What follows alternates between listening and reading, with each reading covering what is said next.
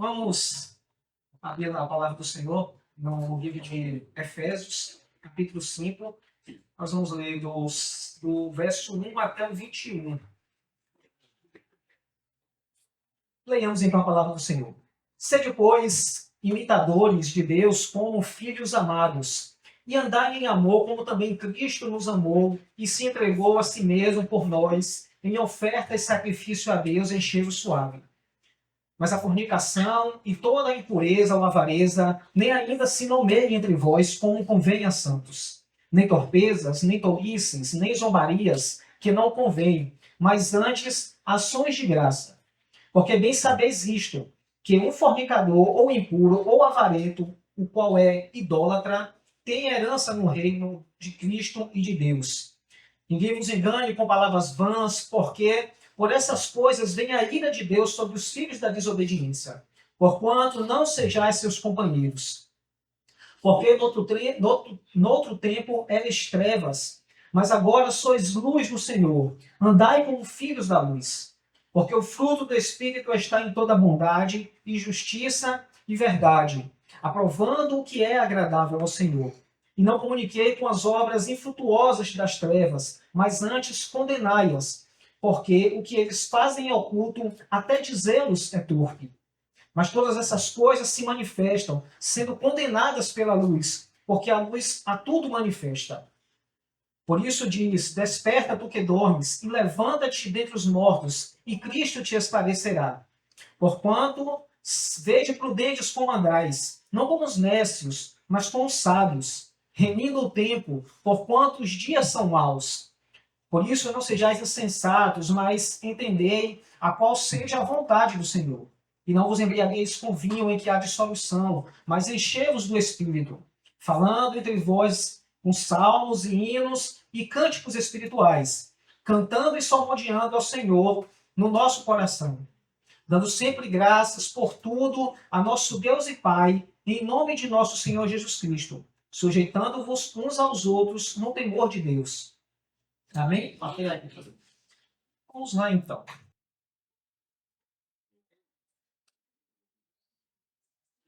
O apóstolo Paulo, nos capítulos anteriores, nos capítulos 1, 2 e 3, ele nos mostrou que fomos escolhidos por Deus antes da fundação do mundo e que estávamos mortos em nossos delitos e pecados, como nós vimos e fomos resgatados pela maravilhosa graça do Senhor.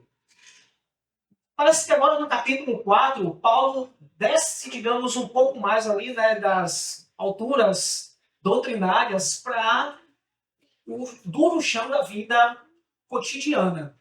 E a grande pergunta que fica em Efésios 4 a 6 é: como um homem e uma mulher, resgatados do inferno pela graça de Deus, devem viver a sua vida cotidiana? Na teologia, nós entendemos que quem somos precede o que devemos fazer. Quem somos diante de Deus precede aquilo em que nós devemos fazer. A religião falsa nos diz: faça primeiro para ser aceito. Enquanto o Evangelho de Cristo, a verdadeira religião, nos diz: você já foi aceito e amado, portanto, faça. É o inverso proporcional. E é nesse sentido que essa carta de Paulo, ela vai caminhar. Mas repare que o verso 1 ele começa, né, com o pois ou portanto, que a gente está acostumado a ver, que serve ali como uma espécie de dobradiça, que liga o que ele está falando no capítulo anterior, no verso anterior, com este verso agora. Sede, portanto, meus irmãos, imitadores de Deus. O verbo utilizado aqui é bem interessante, porque o verbo mimetes, que é aquilo que dá, no nosso português, o texto, ou a palavra, o verbo mímica, de mimetizar, de imitar. Né? Daquilo que a gente vê e imita. A gente olha e tenta fazer igual. Então, é isso que Paulo está dizendo, que nós devemos, e nós somos chamados a agir de acordo com o exemplo perfeito de Deus através de seu Filho Jesus. Porque, de fato, a nossa religião, a religião prática, a religião verdadeira, em sua essência, nada mais é tão simplesmente do que imitar a Deus. A instrução de Paulo é que nós devemos ser santos como Deus é santo. Devemos ser misericordiosos como Deus é misericordioso. Nós sermos perfeitos como Deus é perfeito. E isso, de alguma forma, é assustador. Porque somos chamados a ser bondosos como Deus, misericordiosos como Deus, perfeitos como Deus e santos como Deus. E é de fato assustador. Porque não estamos falando de uma divindade qualquer. Estamos falando do Deus Altíssimo, poderoso, perfeito em todas as suas coisas. E como isso é possível para nós, seres caídos e limitados? Pastor Davi falou isso, salvo engano, na semana passada, mas o segredo está na segunda parte desse verso, que é fazermos isso como filhos amados. Não me lembro se foi o pastor Davi ou se foi o irmão Laio. Mas fazermos isso como filhos amados. Reparem e pensem na seguinte analogia. Uma criança pequena, ela tenta imitar seu pai, ela calça os calçados do seu pai, aqueles calçados grandes. Né? Quem tem filho aqui sabe que de vez em quando eles fazem isso. Às vezes a filha veste a roupa da mãe, ela pequenininha, mas veste a roupa da mãe grande. Mas ela faz isso não para ser um filho, porque ele já é. Nem tampouco para ser o pai, ou para ser a mãe. Mas ele faz aquilo porque a natureza do pai e da mãe já está naquela criança. E da mesma forma, temos, em parte, a natureza de Deus. Deus comunicou atributos a nós. Deus nos atribuiu e nos comunicou o amor, a bondade, a benignidade, a misericórdia. E nesse sentido, nós precisamos imitar a Deus, não para sermos, como alguns falam, iguais a Deus. Não para usurparmos a posição de Deus, mas para imitá-los como filhos amados. E é por isso que no verso 2, o Paulo define o que significa imitar a Deus. Ele nos fala, andar em amor, como Cristo também nos amou e se entregou a si por nós mesmos, como oferta e sacrifício a Deus em aroma suave. Imitar a Deus, meus irmãos, é andar em amor. Mas o mundo distorceu a palavra amor, transformando em um sentimento meramente romântico. Ou pior, muitas vezes, um sentimento tolerante ao pecado. Sim, tolerante ao pecado. Porque somos levados muitas vezes a acreditar que amor é aceitar a pessoa como ela é aceitar o pecado como ele é aceitar os erros e as falhas nossas e dos outros, é entendermos o outro. De fato, precisamos entender, de fato, precisamos compreender por que o outro erra, por que o outro peca. Mas amar não é aceitar essas coisas. Amar é, antes de tudo, confrontar o que se está de errado em nós mesmos e confrontar o pecado e o erro daqueles que nos servem. Deus, por várias vezes, no Velho Testamento, principalmente, corrigiu o seu povo. Não tolerou o pecado, mas nem por isso deixou de amar a Israel. Da mesma forma que nós não deixamos de amar nossos filhos quando corrigimos eles. Nós não deixamos de amar nossos filhos quando damos aquela chibatada, né, na bunda. Muito pelo contrário, nós fazemos isso porque amamos a eles. E o amor tem sido transformado nesse sentimentozinho tão pequeno, barato e muitas vezes vulgar. Mas esse não é o amor que nós somos ensinados nas Escrituras. O amor que nos é dado pela graça divina, ele nos conduz, nos influencia a andar de maneira diferente. Ele norteia a nossa vida. Aqui o apóstolo Paulo, ele direciona esse exemplo de amor ao de Cristo.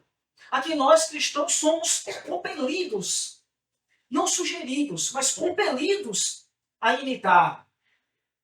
Nós somos obrigados, por assim dizer, a imitar o exemplo de Cristo. Repare como o apóstolo Paulo intercala a imitação. Sejam primeiro imitadores de Deus e depois imitadores de Cristo. Ele está afirmando que Cristo é Deus e que nele temos o maior exemplo voluntário e generoso de amor de toda a existência.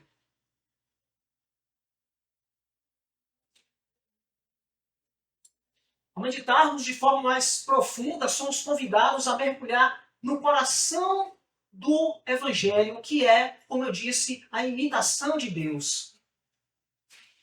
O apóstolo nos apresenta aqui uma exortação fundamental ao amor mútuo e à caridade cristã. Ele conecta o amor de Cristo, o amor de Deus e o seu sacrifício a como deve ser a nossa atitude. Se somos filhos de Deus, se somos resgatados, então andemos em amor como Cristo andou.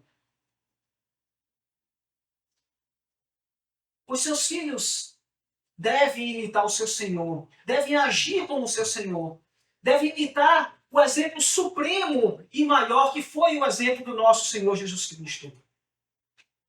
Como falei, essa é a essência da verdadeira religião. A essência prática, aquela do cotidiano, do dia a dia, repousa exatamente nisso. Não tiremos isso de foco. Nosso papel é imitarmos a Deus.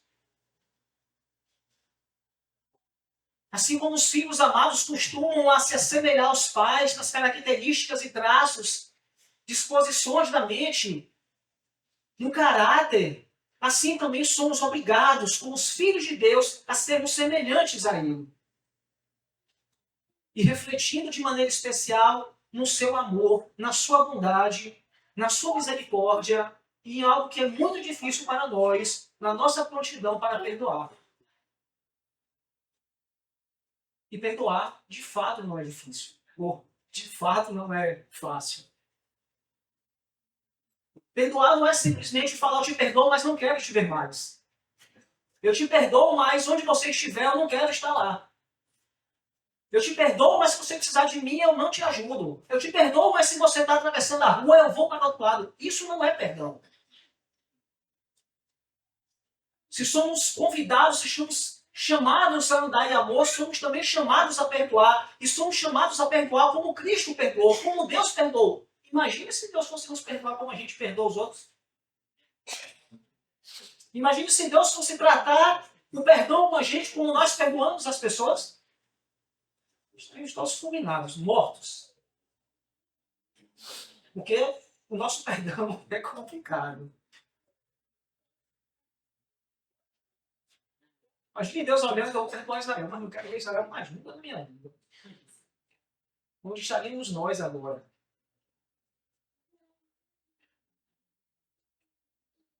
E por isso somos chamados a andar em amor, entendendo que essa graça divina não é um mero sentimento passageiro, mas deve conduzir e influenciar todo o nosso andar diário.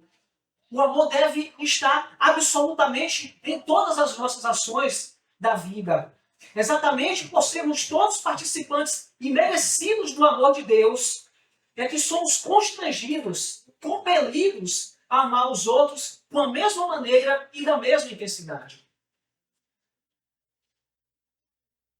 Não à toa, a Bíblia nos fala que devemos amar os outros como a nós mesmos. E a prova maior desse amor é, senão outra, aquela de Cristo, que não reteve nada para si. Não reteve glória, não reteve majestade, não reteve sequer a sua vida aqui na terra. Mas ele a deu por nós, tornando a sua morte o perfeito sacrifício de expiação. E repare que o texto ainda fala que esse perfeito sacrifício, ele subiu suave, com cheiro suave aos céus. E em nenhum outro lugar, nenhum outro sacrifício era tratado dessa forma, dizendo que subiu como cheiro suave a Deus nas antigas ofertas de sacrifício. Essa glória é atribuída unicamente ao Cordeiro de Deus, unicamente a Cristo, que tira o pecado do mundo.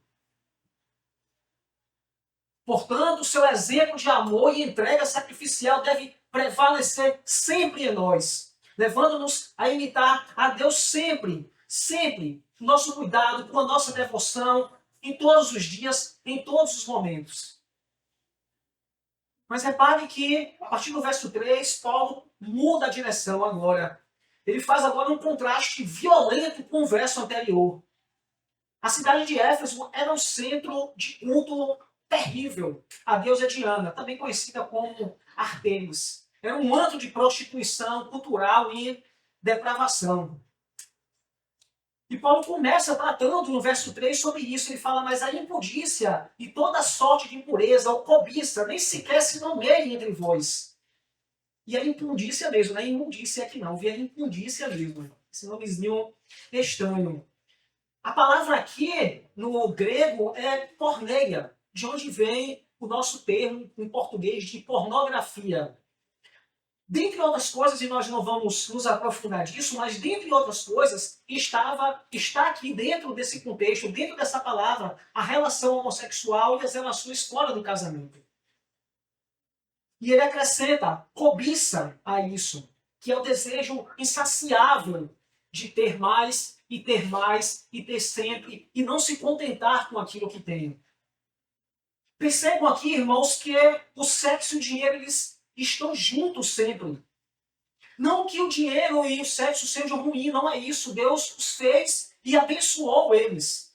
Mas a questão é que ambos, quando corrompidos pela natureza humana, eles transformam a cobiça, eles transformam o dinheiro, transformam o outro ser humano em um objeto de satisfação egoísta.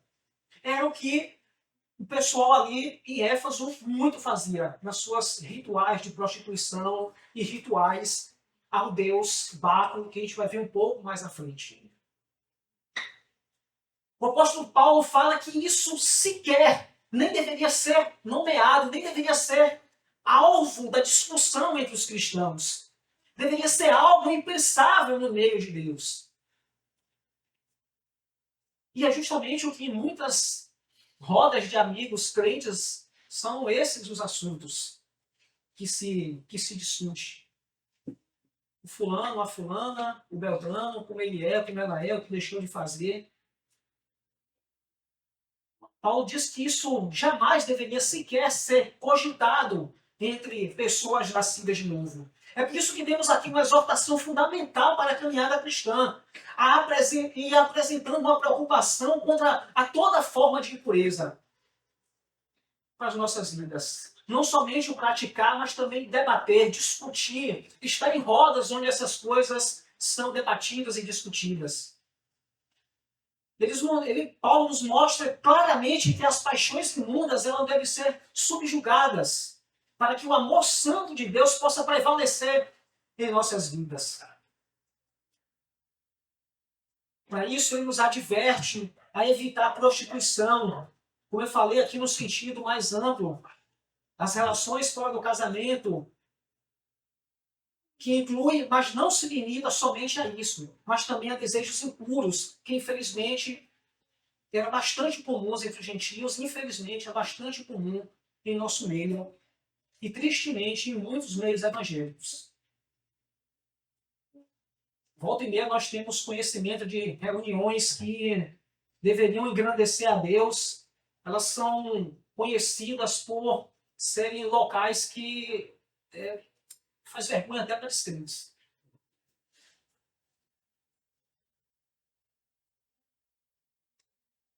O apóstolo Paulo também nos faz, como disse, um forte alerta contra a cobiça e a avareza, que, como eu falei, é um desejo exagerado de ganhar riquezas, um amor insaciável por elas, que configura um adultério espiritual. Deus muitas vezes chamou o povo de Israel de adúltero. Não porque somente se curvava diante de outro dos deuses, mas porque se prostituía com vulgaridades, com eles próprios, com o amor ao dinheiro. Esse amor excessivo às coisas terrenas, ele é extremamente perigoso, porque ele corrompe nossa alma.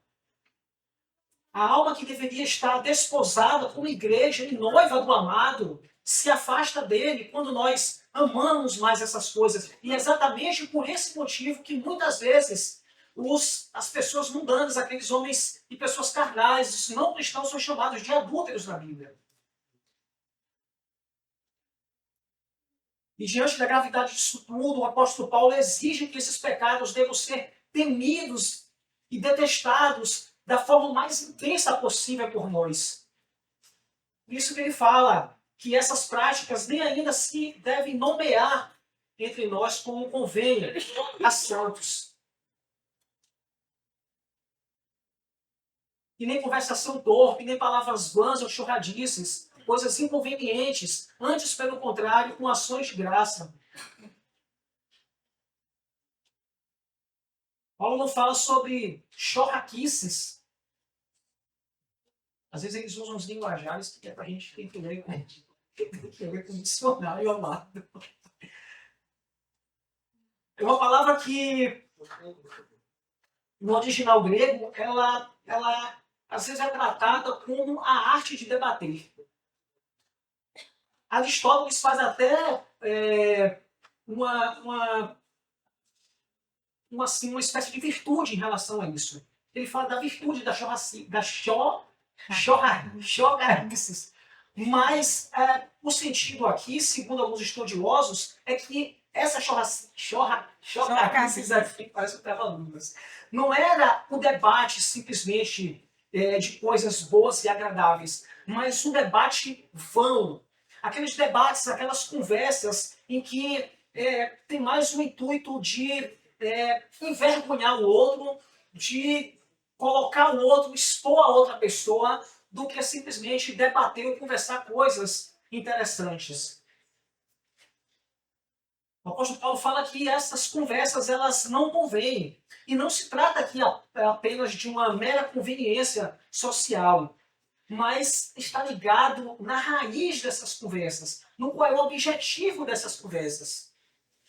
E às vezes é difícil a gente não se envolver em muitas conversas dessas, principalmente no trabalho. Lá onde eu fico mesmo, tem hora que o pessoal fala algumas coisas mesmo só para perturbar, só para, sabe, só para ver se a gente entra na conversa. E às vezes são conversas realmente que não levam a lugar nenhum, que não nos traz edificação nenhuma.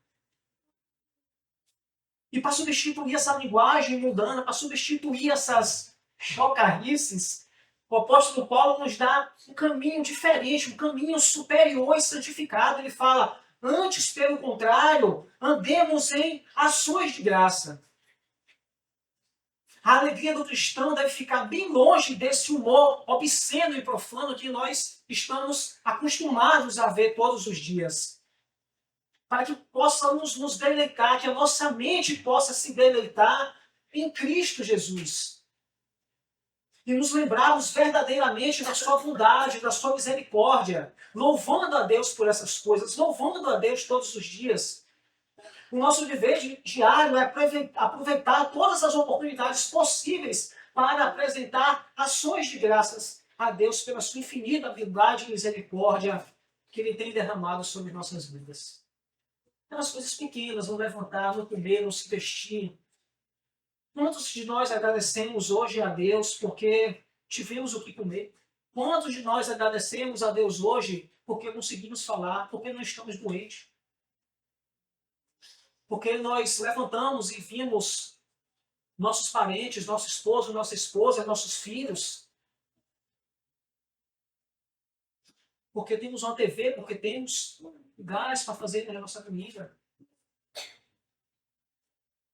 Às vezes queremos dar ações de graças a Deus por coisas grandiosas, porque conseguimos um emprego, porque compramos aquele tão carro, aquela casa esperada, porque abrimos o nosso negócio. E sim, devemos fazê-lo. Mas devemos lembrar também das coisas pequenas, daquelas que às vezes passam batido no dia a dia, da roupa que vestimos, do cobertor que nos protegeu do frio durante a noite. Se caminharmos aqui agora, não precisamos ir longe. Muitas pessoas estão tomando chuva, passando fome. E às vezes nós esquecemos de render graças a Deus por causa dessas coisas. A nossa alegria, ela em vez de romper naquilo que é vão e pecaminoso, naquilo que às vezes profana o nome de Deus, deveria sempre expressar de forma digna o louvor que devemos ao nosso Senhor Jesus Cristo. Glorificar a Ele sempre, como santos, cheios do Espírito Santo.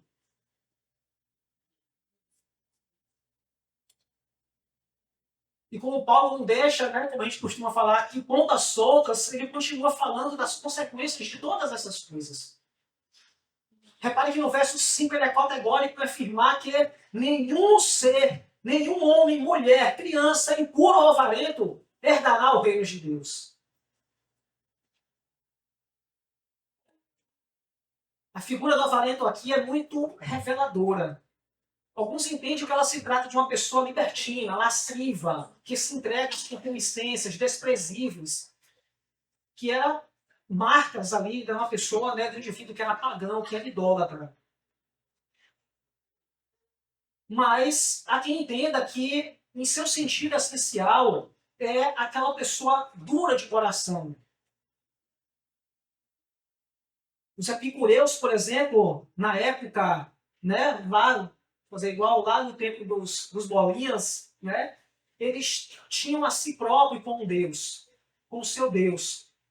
Mas o avarento faz muitas vezes do dinheiro seu Deus, colocando nele seu afeto, a sua esperança, a sua confiança, o seu deleite nos seus bens terrenos, que deveriam ser reservados somente a Deus. Me lembro do indivíduo, e não posso falar o nome porque vocês vão identificar claramente. E uma certa vez, a gente conversando, ele falava assim: eu gosto de ver o dinheiro lá na conta, eu não gosto de gastar. A pessoa tem condição, e às vezes vive de uma forma assim que eu, sinceramente, eu não entendo. Ele falava: eu gosto de ver lá, eu gosto, sabe, de abrir o saldo, abrir o aplicativo, eu gosto de ver o dinheiro lá, eu gosto de ganhar e ver o dinheiro lá. Amor ao dinheiro, avareza. E a avareza não se restringe somente a dinheiro, nós podemos ser avarentos com várias coisas. Avarentos com o nosso tempo. E não dedicarmos a Deus, não dedicarmos a nossa família. E a consequência disso é trágica. Essas pessoas não têm herança no reino de Deus. Não herdarão o reino de Deus. Não irão ao céu. O céu é descrito nas Escrituras como um reino de glória, plenitude, onde santos e servos de Deus possuem a herança. Aquele que é impenitente, que tolera as concupiscências da carne, que tem amor pelo mundo, não é um cristão verdadeiro, não é um cristão de fato. Essas pessoas jamais chegarão ao reino de Deus sem arrependimento. E não somente isso, caminhando um pouco mais à frente, o apóstolo Paulo nos adverte que esses pecados, eles provocam algo terrível, que é a ira de Deus. Ele nos diz que ninguém nos engane com palavras vãs. Isso significa que não devemos permitir que alguém nos bajule, fazendo parecer que determinadas práticas que nós fazemos no dia a dia, elas não terão consequências. Ou que isso não ofende a santidade de Deus. Não tem nada não, irmão. Isso aí é besteira. Ele não se importa com essas coisas. Você fez, mas foi na brincadeira.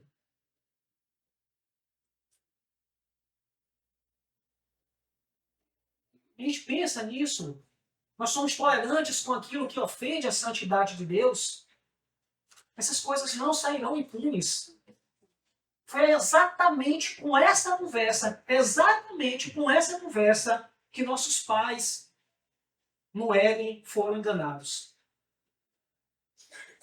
Não foi exatamente o que Satanás disse a Adão e Eva? Certamente não morrereis. Ou seja, não faz. Mas não se enganem, porque aqui também não é uma enganação total. A pessoa ela não se engana completamente porque, de fato, ela foi completamente enganada. Ela foi iludida. Mas ela engana a si mesma também. Ela quer ouvir aquelas coisas, ela quer que seu ego seja amaciado. Não é ser enganado completamente, mas é desejar muitas vezes ser enganados. É olhar a realidade, é ver a realidade, mas preferir virar o rosto. O apóstolo Paulo nos diz que por essas coisas a ira de Deus vem sobre os filhos da desobediência. Imagine a ira de Deus sobre a vida de alguém. Se os irmãos leram o Velho Testamento, eu espero que tenham lido, quando o Senhor destilava sua ira, meus irmãos, a coisa não era bonita. A desobediência, meus irmãos, é a verdadeira perversidade do pecado.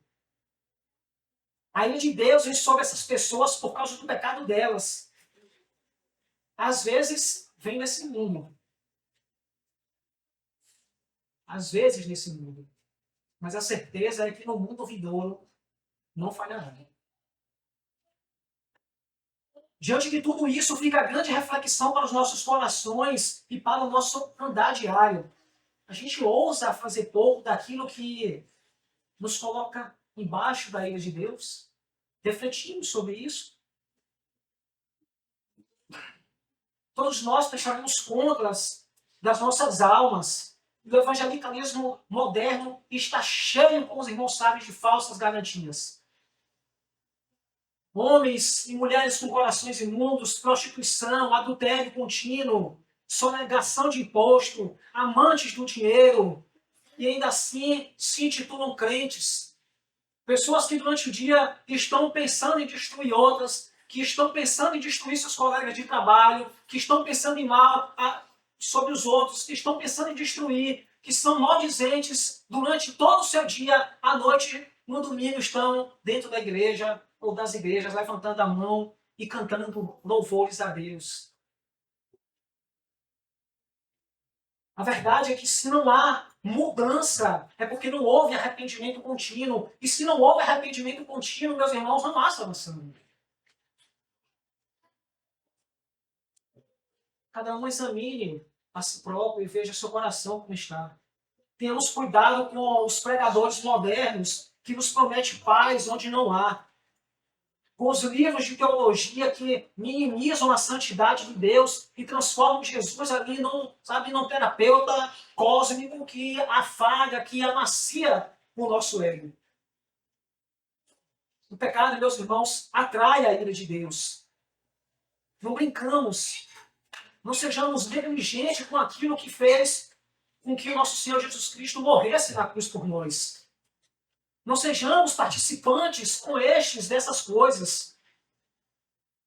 Porque, como o verso 4 nos fala, nós antes éramos trevas. Repare que entramos agora num contraste ontológico de natureza. Preste muita atenção na gramática que Paulo usa aqui. Ele não diz que estávamos nas trevas. Ele diz que nós éramos trevas. Nossa mente era cega, nosso coração era cego, nosso coração era de pedra, nós éramos essencialmente trevas. Paulo nos leva agora a olhar pelo retrovisor da nossa história para considerarmos as nossas obrigações como cristão em relação a esses pecados. Se antes nós éramos trevas, em outro tempo, mortos, miseráveis, pecadores, mal cheirosos, fedidos diante de Deus. Agora somos luz. A mensagem que ele nos transmite é que esse caminho de pecado ele é impróprio para a nossa condição atual de regenerados, nascidos de novo. Nós éramos trevas, mas agora experimentamos uma mudança brusca, drástica, completa em nossa vida. E esse comportamento já não cabe mais em nós. A graça de Deus produziu uma regeneração poderosa em nossa alma, de modo que agora, iluminados fé, pela graça salvadora de Cristo, nós devemos andar dessa forma. Isso significa que a nossa justificação por meio de Jesus Cristo não é apenas uma roupagem externa, não é apenas aquilo que nós mostramos enquanto estamos na rua, enquanto estamos na igreja. Se o Espírito Santo habita em nós, devemos ser luz, devemos agir como tal, parar de desejar voltar para aquela lama em que nós vivíamos como um porco, que ao ser lavado, ao ser limpo, ele retorna correndo à lama.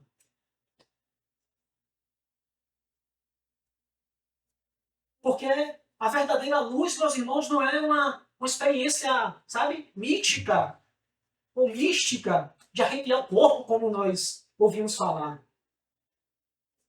Ser luz na gente, em Cristo na gente, nos provoca uma mudança ética, nos provoca uma mudança moral, disposição de bondade para ajudar os outros, justiça, verdade. Não é possível sermos transformados ou dizermos que somos transformados e não termos essas características na nossa vida.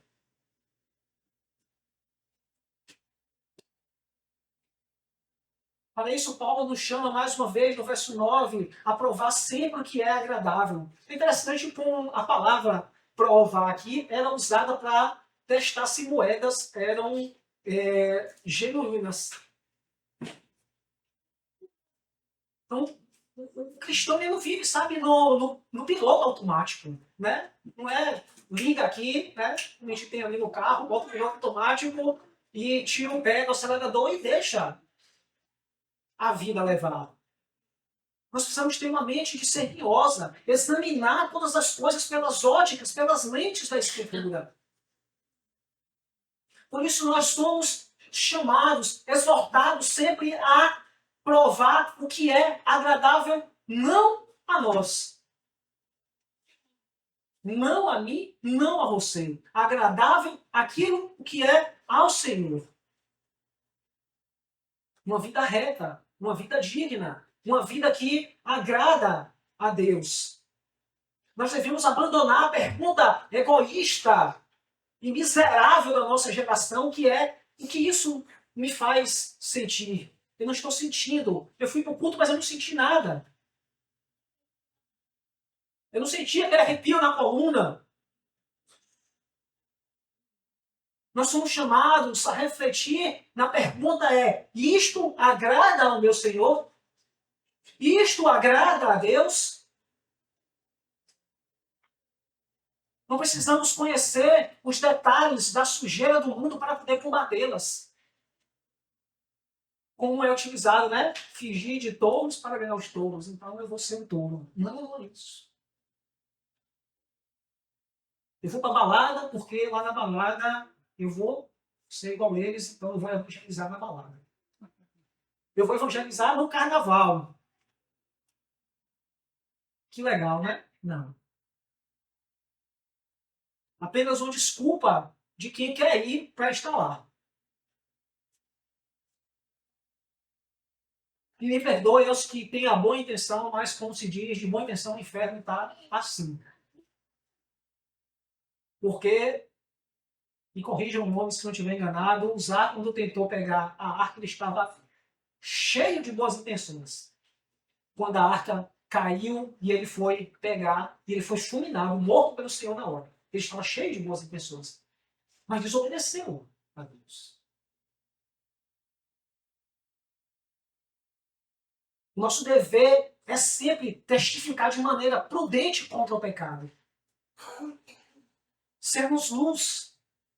Repare que a luz dói nos olhos de quem está na escuridão.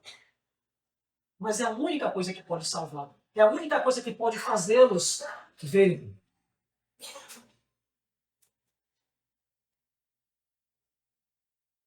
O evangelho que pregamos ofende o orgulho humano, pois expõe o pecado, expõe o nosso coração pobre e miserável, mas essa exposição ela é medicinal. Porque é através dessa exposição que nós somos tratados.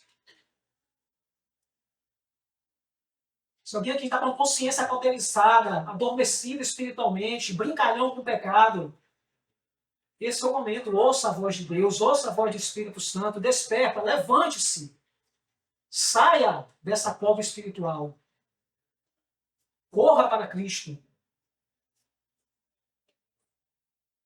Portanto, vede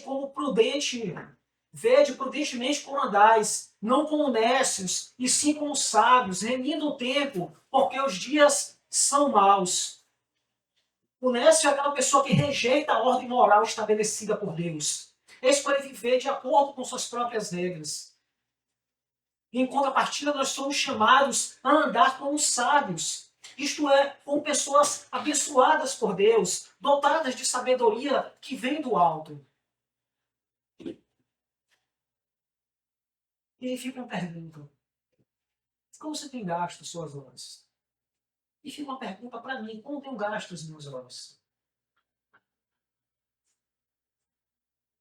Quantas horas nós ficamos afundados em redes sociais? Beijinho nervoso no TikTok, no Instagram. Nas distrações, das vaidades. Enquanto a Bíblia lá está acumulando poeira. Não temos tempos a perder, meus irmãos. Os dias são maus. Extremamente maus. E o diabo não descansa. Nem um minuto sequer. Por essa razão, não vos torneis insensatos, mas procurai compreender qual a vontade do nosso Senhor.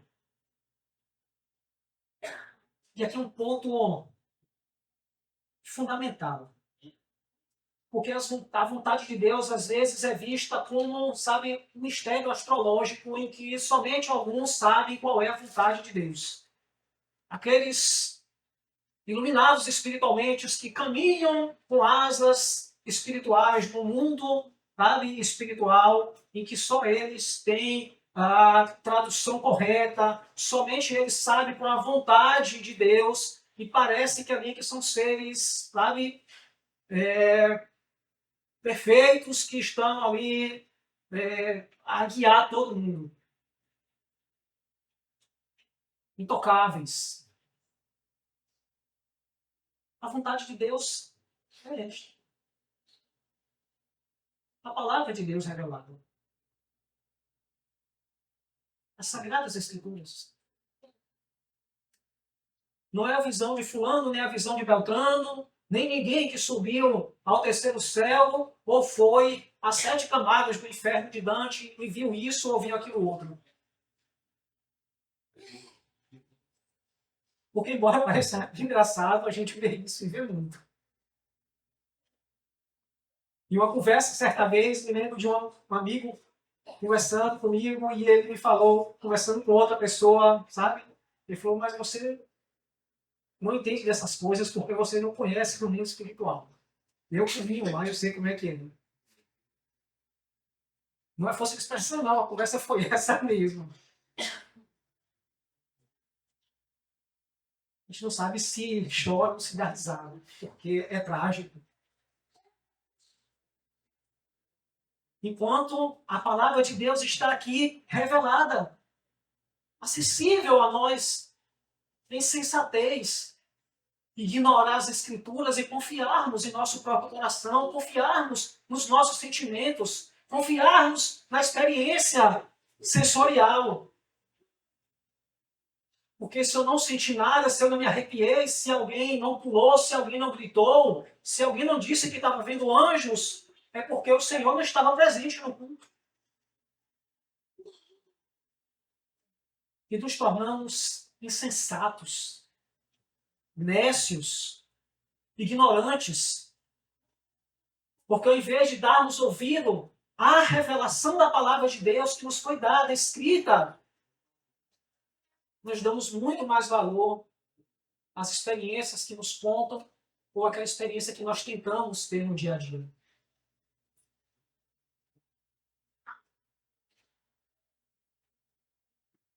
Por essa razão, por essa imensa maldade, não devemos ser insensatos, ignorantes acerca do nosso dever como cristãos. Não devemos ser negligentes em relação aos outros e à nossa própria alma, mas devemos buscar entender qual é a vontade do nosso Senhor. Em seguida, no verso 18, Paulo levanta agora uma advertência seríssima contra o pecado da embriaguez. Ele diz, e não vos embriagueis com vinho, onde há dissensão. E aqui, meus irmãos, prestem bem atenção, não estou fazendo nenhuma alusão à bebida. A questão aqui não é, mais uma vez, como já foi dito várias vezes, a questão aqui não é a bebida, não é o vinho. Até porque nosso Senhor Jesus Cristo celebrou a ceia com vinho. O problema aqui era o contexto em que isso estava acontecendo. Em Éfeso tinha uma divindade chamada Baco, que era o deus do vinho.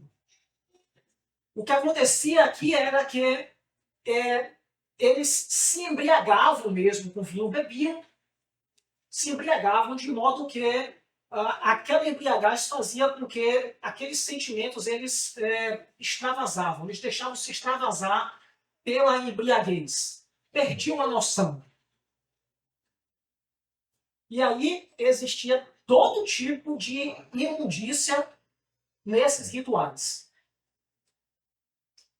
Paulo está chamando a atenção aqui justamente para isso. Não vos embriagueis com vinho, porque ao embriagar-se, você perde a noção das coisas. As suas faculdades mentais elas ficam completamente alteradas. A pessoa fica desinibida quando bebe demais, quando se embriaga. Quem nunca viu um bêbado aqui?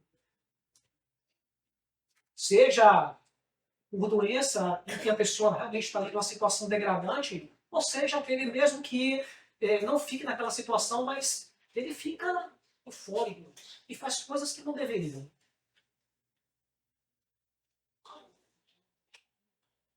É por isso que Paulo fala, não bebeis, não vos embriagais, onde há dissolução.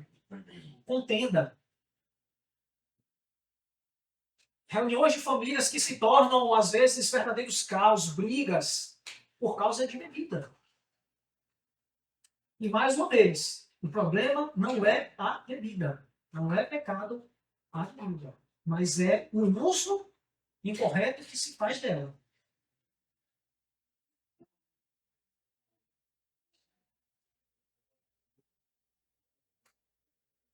Mas no sentido um pouco maior, Paulo também estava se referindo a todo tipo de intemperância, de perturbação, que são diametralmente contrários à nossa conduta sóbria e prudente enquanto cristãos que devemos ter.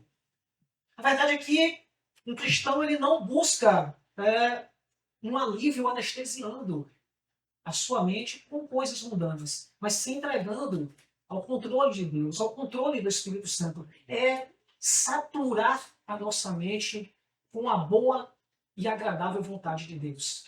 E saturar aqui não é no sentido pejorativo, não é como a gente fala, eu estou saturado disso. Mas saturar aqui no sentido físico mesmo da coisa. Sabe? Você pega um copo de água, coloca o sal, o açúcar, você vai colocando, ele vai diluindo, mas tem uma hora que se torna uma solução super saturada.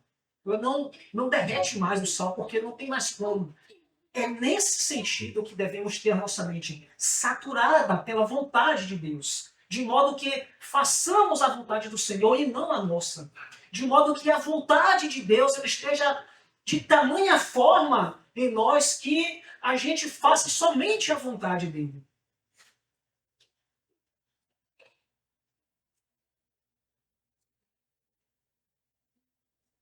Para finalizar, nos versos 19 e 20, Paulo fala, falando entre vós com salmos, entoando e louvando de coração o Senhor, com hinos e cânticos espirituais, dando sempre graças por tudo ao nosso Deus e Pai, em nome de nosso Senhor Jesus Cristo. Paulo nos exorta aqui ao cantar ao Senhor, estabelecendo um forte contraste com o comportamento do mundo. Enquanto os beberrões estão acostumados a cantar canções obscenas e profanas, e é o que nós vemos, o famigerado e miserável obra de Satanás, o tal do funk. Eu vou te falar, se um negócio nasceu da vontade de Satanás, por que não? Nós somos chamados ao contrário, a termos alegria no Senhor, a salmodiarmos, a cantarmos hinos de louvor a Deus, cânticos de louvor de forma pura, a louvarmos a Deus em todo o tempo. É dessa forma santa que os irmãos devem falar entre si, nas suas reuniões, nos seus encantos, nos seus encontros, visando sempre a edificação mútua. Paulo nos afirma que apresentar ações de graças a Deus é uma tarefa inegociável. É um chamado, um mandado. Somos designados a cantar para expressar a nossa gratidão a Deus. Embora nem sempre nós estamos cantando, mas estamos dando graças a Deus continuamente. Não devemos esperar que tenhamos aquela disposição. Hoje eu não estou afim de glorificar a Deus. Ah, hoje eu não estou à vontade, hoje eu não estou no clima. Às vezes a gente faz isso. É bem verdade. Mas devemos dar graças a Deus por tudo. Tudo, exatamente tudo. Até aquilo que você queria e não conquistou, dê graças a Deus. Porque você não sabe, mas o Senhor sabe o porquê você não conseguiu, o porquê você não conquistou. E vou te falar, meus irmãos, é um negócio difícil, viu? Pensa num troço difícil. Se eu queria, eu não consegui, se não se renovar por isso. Lutei tanto por isso e não consegui, se não se renovar por isso, porque eu não sei aonde aquilo ia me levar naquele momento.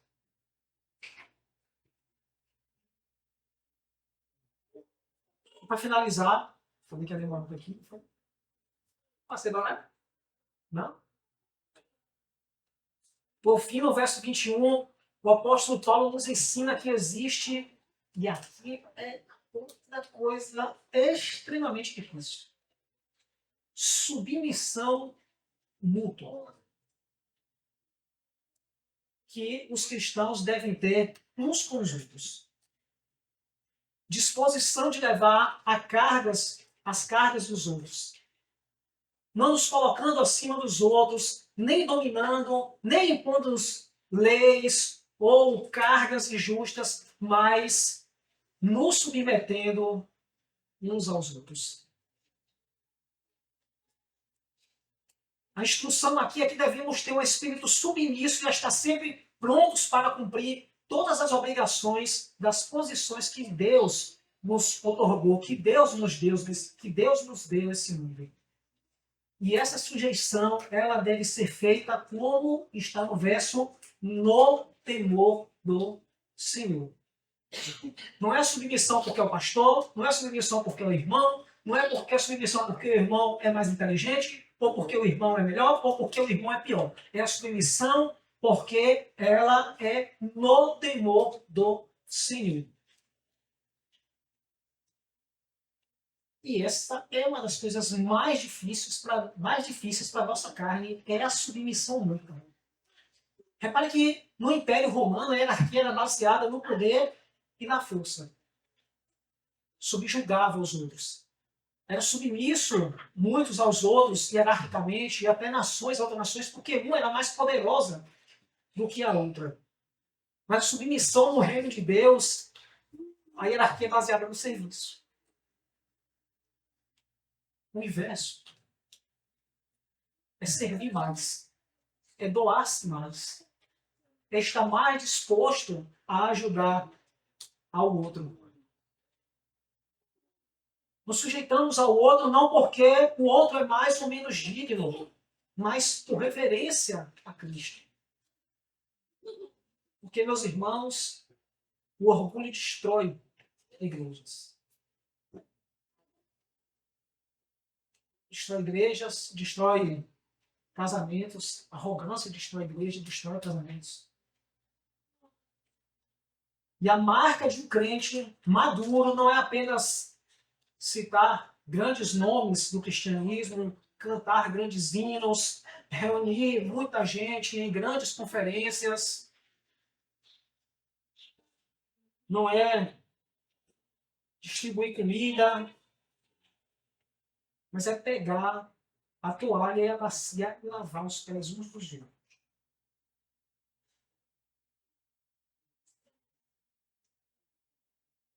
Que foi o que nosso Senhor Jesus fez. Que a paz de Cristo reine em nossas vidas, reine em nossos relacionamentos e que possamos ter uma vida santa diante do nosso Senhor. Que Deus nos abençoe. Amém.